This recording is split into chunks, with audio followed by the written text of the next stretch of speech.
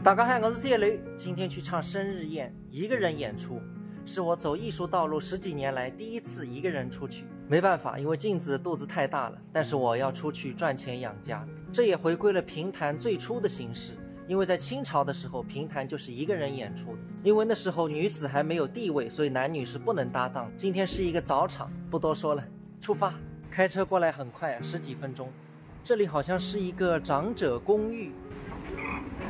是不是类似于养老院之类的地方？哦，这种地方唱唱评弹很棒哎。来接我们的小姐姐拿来了一盒抗原，演出前先要做一下抗原和核酸，因为这里都是年纪大的。然后我演出的时候还要戴上口罩。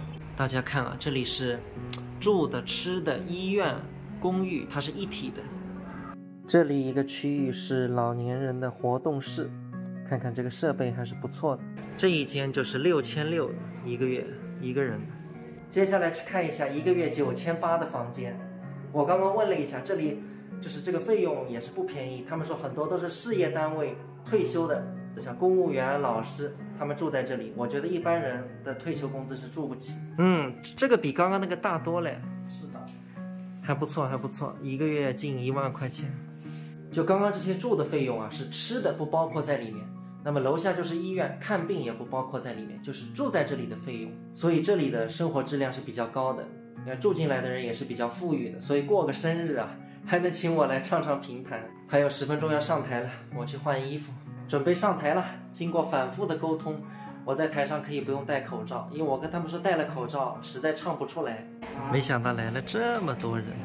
亲爱的爷爷奶奶、叔叔阿姨们，大家上午好。今天是叔叔的生日，首先祝你生日快乐，生日快乐！归公，明天兄弟，风雨阿姨大侠，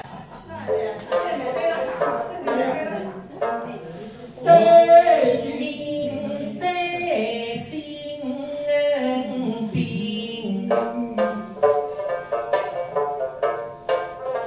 够了。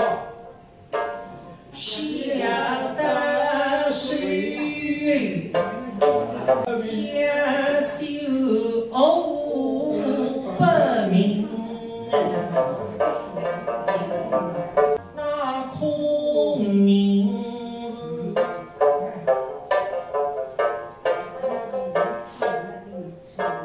在他灵验。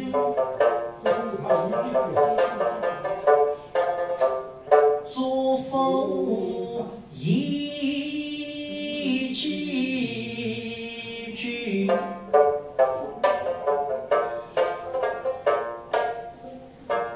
是大君啊，你赐往上上。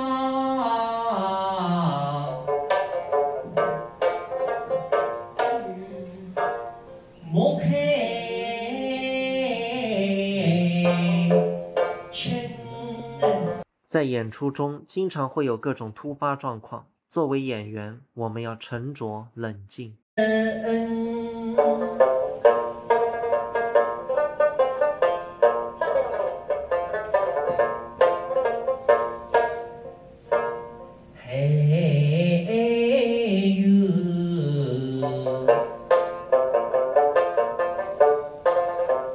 下令把万众在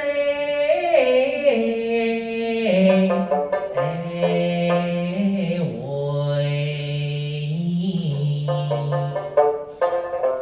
诗句避开神君黑。吃饭必明。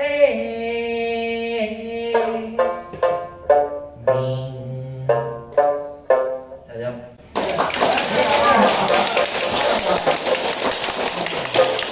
演出结束了，这是爷爷分给我的生日蛋糕。启程回家，我觉得这样的演出我还是非常开心的，看到那么多老年人很开心，而且年纪大的人都喜欢评弹，在台上可以跟他们有互动有共鸣。